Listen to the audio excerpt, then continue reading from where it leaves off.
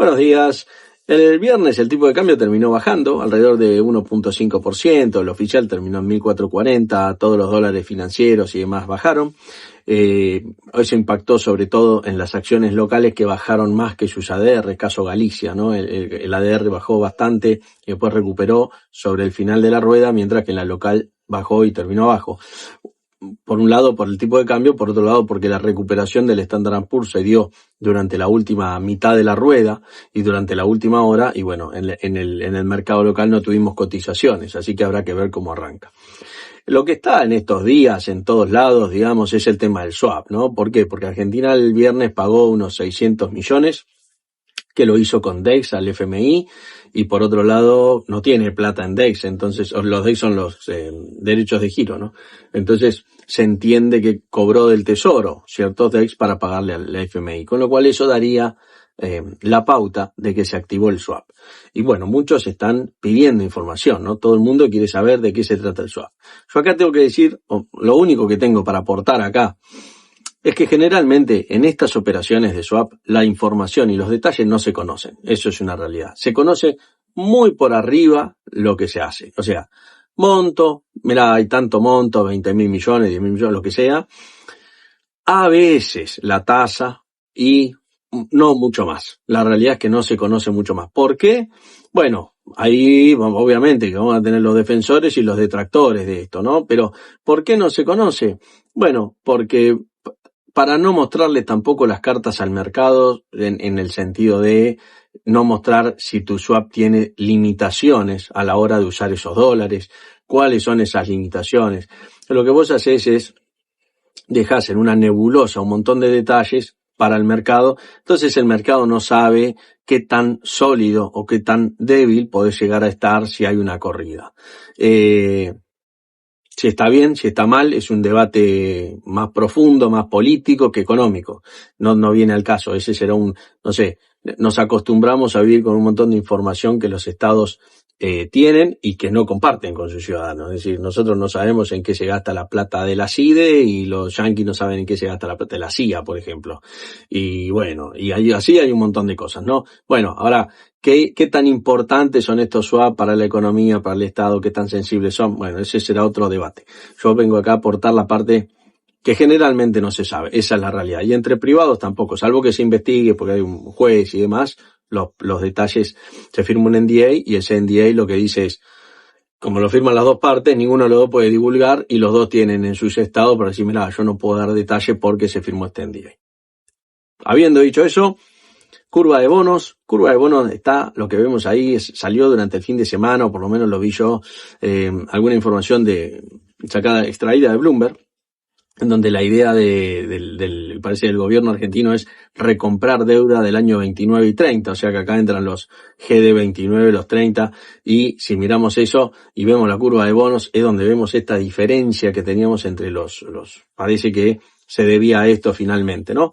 Vamos a ver qué pasa, pero esa parece ser que va a ser la idea. Tiene sentido porque son los primeros vencimientos, alivianar vencimientos próximos y habrá que ver. Por ahora el riesgo país está bajando, está en zonas en donde se podría imaginar con rolear algún bono corto, pero habrá que ver si todavía parece que tiene margen para seguir bajando, ¿no? Obviamente el mercado quiere ver un poco más de sustancia a la hora de juntar reservas y el programa confirmar que sea sólido, digamos. Si miramos la tasa de ROFEX, hoy podríamos decir que el mercado a los precios actuales está estimando tasas del 27% en pesos, ¿no? ¿Eso qué significa? Bueno, eso es lo que está diciendo el mercado, en base a los precios. Yo lo que hago es, miro los precios y digo, ¿a qué tasa estos serían los precios correctos? Bueno, a 27%. Entonces digo, bueno, pero si la tasa está bajando, imaginemos que baja a 22, ¿qué pasaría? Bueno, pasaría esto, ves que la curva teórica baja, o sea, los precios deberían bajar. Si crees que la tasa va a bajar, es una buena oportunidad, en este sentido, operar a través del ROFEX esa baja de tasas. También lo puedes hacer operando las letras, comprar las letras, o lo puedes hacer operando las dos cosas, por supuesto, O todavía hay una alternativa que es comprar el futuro y vender la letra, ¿no? Eso todavía sigue siendo activo, o sea, sigue siendo una buena alternativa. Por ejemplo, la letra de mayo y el futuro de mayo, que además ya está más corto, entonces tiene un poco más de liquidez, y eso te permite hacer también trading, ¿no? Que es básicamente tratar de aprovechar ciertos momentos para mejorar la ganancia. Galicia, bueno, opciones de Galicia. Y acá vamos a hablar de dos pequeñas cosas. Primero, la curva se arbitró, bajó el precio de la acción, subieron los puts, se acomodaron los calls, y ahora lo que vemos es que las dos curvas están como muy parecidas a lo que la teoría nos indica. Ahora, importante acá, bueno, obviamente el mercado rebotó, como decía, el día viernes. Lo que vimos fue ventas en la 8.400. Y ahora, ¿qué significan estas ventas o qué significa el heatmap? Que es algo que muchos no entienden. El heatmap lo que te muestra, heatmap, mapa de calor, ¿no? ¿Qué te muestra? Las zonas calentitas. Esto no significa que es lo que va a subir ni lo que va a bajar, significa otra cosa, es contexto.